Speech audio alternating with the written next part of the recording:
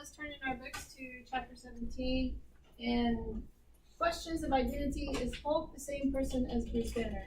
So usually I would draw this out, but we are closely running out of time. And this is really actually one of my favorite texts in the entire book.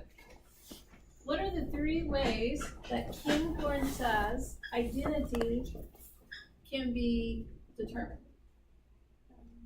Body, like memory and relationships. Yeah, so body, mind, and relationships. Excellent.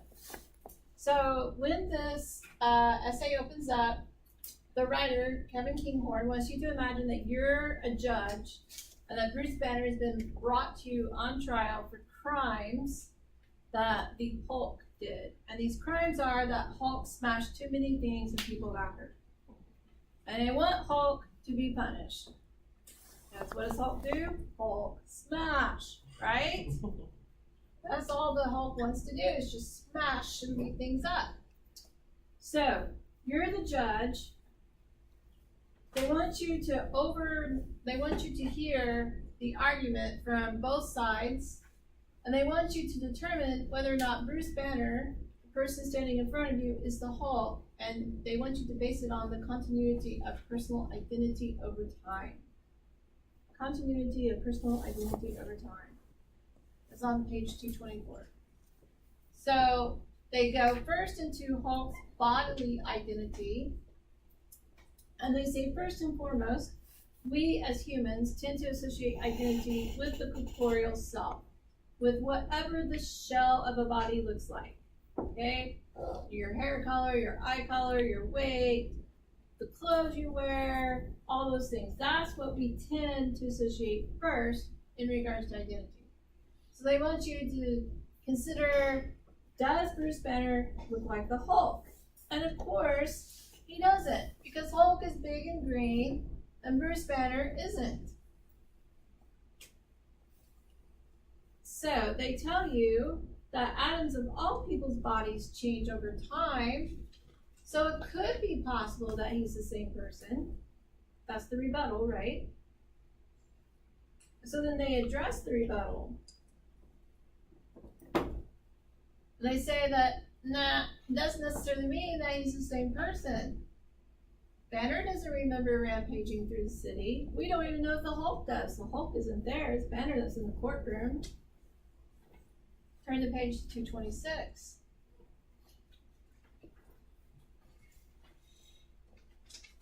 There exists some degree of physical continuity between the bodies.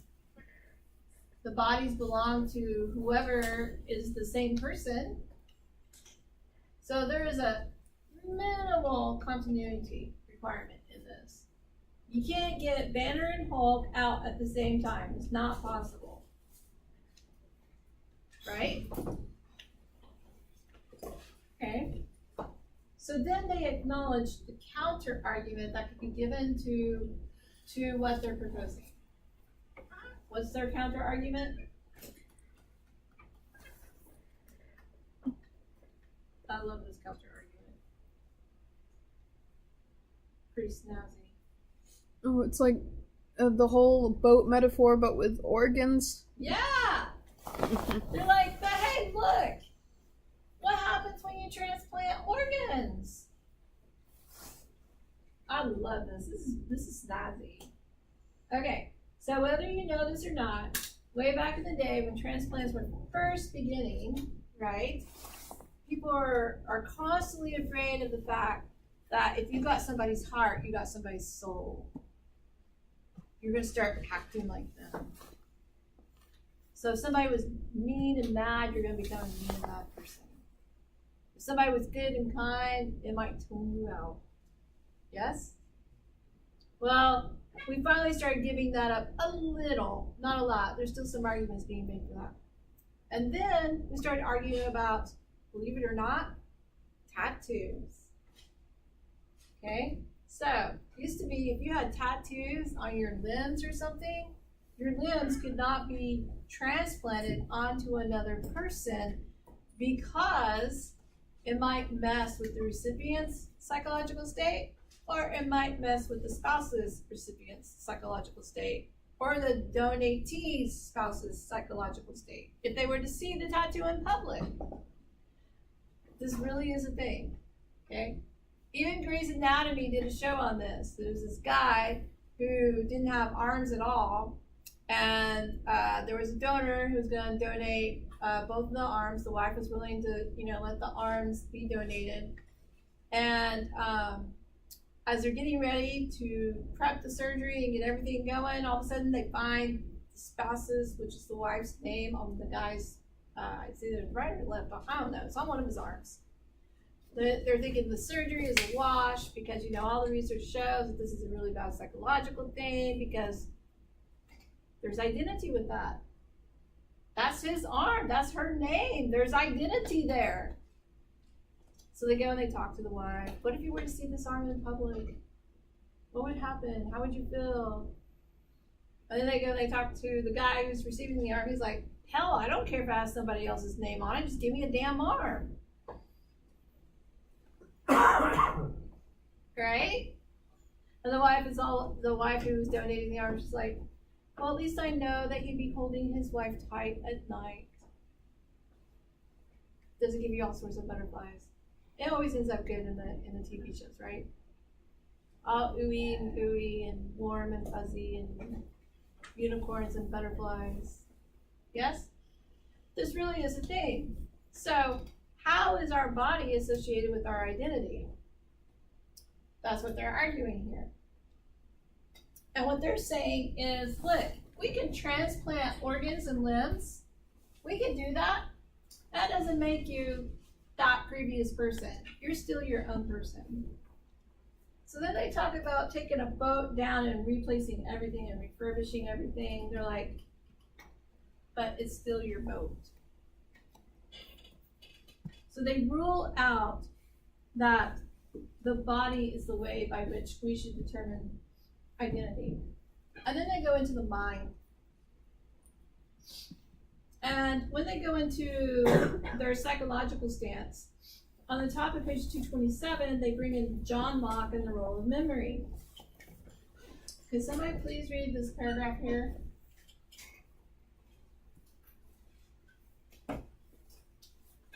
Locke defined a person as a thinking, intelligent being that has reason and reflection, and can consider itself as itself, the same thinking thing in different times and places. For Locke, what is unique to all persons is the ability to be aware through introspection that one is indeed a thinking being.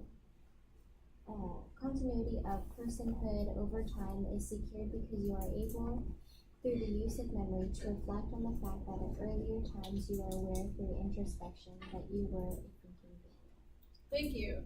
All right, so this boils down to our memories help us determine who we are.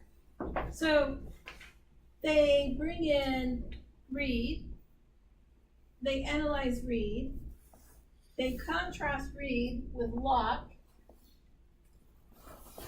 and they're like, well, I really don't like all that Reed has to show, and I really don't like all that Locke has to show, so why don't we amend both of these guys, and let's say this. So this is on page 229. Locke's amended criteria then would be that there exists a chain of memories between my current life now and my life as a baby. Can you remember every single millisecond of every single day since the time that you came out into this world? You can. Yeah, every second. Photographic memory?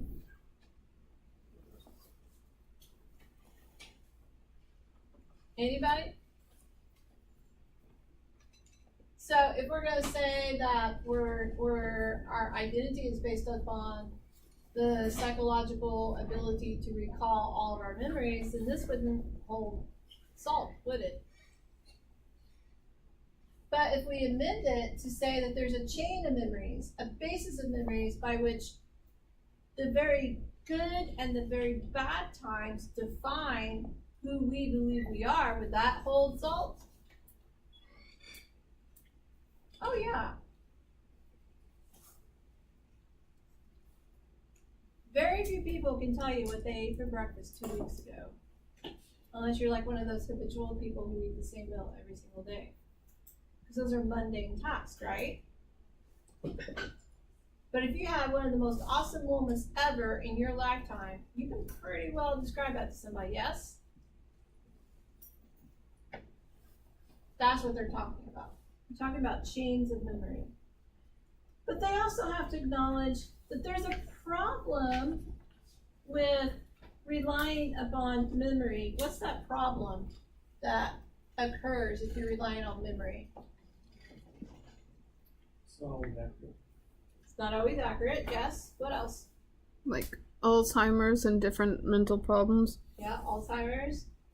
Amnesia, right?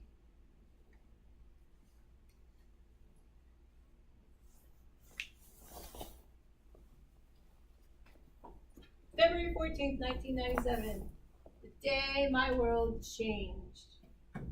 Woke up, didn't remember who I was, what happened, and who everybody was in my life. There are still people who come up and talk to me. I'm like, looking at them like, who are you? Woke up with no memory from a head-on collision. Traumatic brain injury. Could no longer be a nurse because I couldn't remember the formulas, right? You have to be able to convert medicines. You have to be able to do it like that because you're working with people's lives, yes? Had to go back to school yet again to do something else.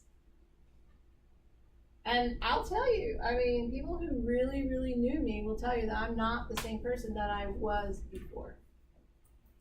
Even my husband will tell you that. She is not the same person.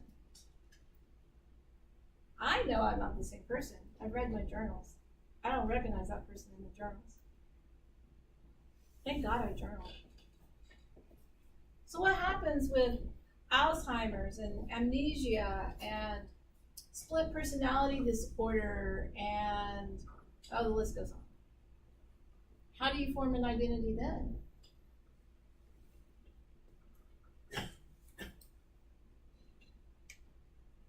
What's Kinghorn's answer? Relationships. Relationships. Exactly. So now they're like, well, Bruce Banner and the Hulk could be considered the same person because they have many of the same relationships. And so we should base our identity upon 3 criteria, but relationships should be the dominant one. Because we determine our identity by who we choose to associate with and who chooses to associate with us. And if you ever raised teenage girls ever in your life, you will know this to be true, that when somebody breaks off a friendship with them, their life is over. You feel me on that one, don't you, Jeremy? I've raised 2. Never went through it with my son, but I always went through it with my daughters. Boys don't care. Girls are dramatic. Oh my, you're telling me. So, who is the one person in Hulk's life that keeps him constant? Post this essay. In the movies. Natasha. Natasha, you got it. Natasha is the one who sings Hulk's lullaby, right? Black Widow. She sings Hulk's lullaby to make him change back into Banner. Yeah, isn't it the daughter of the general in the actual Hulk movies? Yeah. What? It's the daughter of the general in the actual Hulk movies, wasn't it? I have no idea what you're saying. Betty Ross he's talking about. Restate. Betty Ross Uh-huh. in the actual Hulk movies. Yes. She was the one that kept him centered. In one of the Hulk movies, yes. But when you get into the Avengers, it's not her. It's the Black Widow. Because Ross and Banner broke up. Yeah. So, we go into relational identity, and Kinghorn argues we find in people's ongoing personal relationships, starting with the premise that personhood arises through relationships with other people. The suggestion here is that a person has a continuous identity in virtue of maintaining continuous relationships with other people. So, you maintain your identity by maintaining your relationships with others. That's what Kinghorn is saying. But there's a lot of things that could be said against his argument. What about introverts? What about agoraphobics? What about people who flat just don't care? They're not necessarily introverted. Forget the word of it. Just, I'm not looking for a loop. I'm looking for an actual person noun word. What's it describing? Living a life alone. Recluse? Recluse, thank you very much. What about recluses? How do we address that? They have identities, don't they? What's one of the number one factors people complain about when they're wanting to commit suicide? No one understands? No one understands and I don't have any friends. So is there some merit to what they're saying? That we need relationships? I don't think that's very valid because I know a lot of people that were that had many friends and a wife and everything, and they still committed suicide. Right. So it would be more of a mental thing on depression. Well, unless we go and pull the stats, we could go pull the stats and see what research has been done. I don't think it's like the only cause, but like it can be a sick factor. It is a significant factor. It is one of the highest factors of being misunderstood and feeling like you don't have connections with others. Because when you lose that connection, people lose hope. And without hope, they really don't want to continue. So there are some things that they have to acknowledge. And so they address that over the next couple of pages. And then they ask you, what should we conclude? On the grounds that Bruce and Halt have overall the same continuous set of relationships with the people around them, the relationships that Halt seeks to have with other people seem essentially to be a continuation of those relationships Bruce Banner has already established with them, however incomplete and altered his behavior might be in his transformed state. Indeed, we often find that Bruce will form an intention to relate to these people in a certain way, and the Halt will reflect this.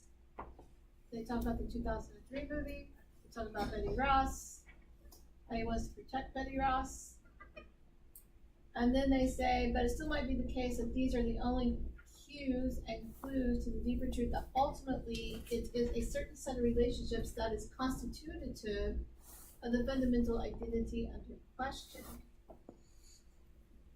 Bruce Banner is the same person as the Halt because the two characters have a continuity of relationships with the people around them sufficient for this basic identity to hold true. So 3 things form our identity: our body, our psychological state, and our relationships. They're trying to create a paradigm. They're trying to rate which one is the most important, and they're telling you that relationships are the most important. What do you think they rate next? Psychology or body? Psychology, probably. Why do you say that? Well, partially because I think they dismissed body first, and I think it's like the most important ones at the last. Second of all, just to me, it seems more valid than body. You are right. In writing, we tend to start with the least significant first, and we build up over time so that we end with the most important information. Good job. It was a compositional question that I was asking. You are right. Excellent.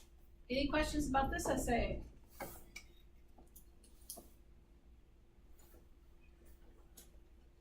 No? Okay.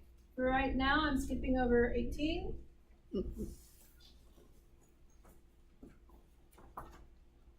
I'm going to 19. Start and restart.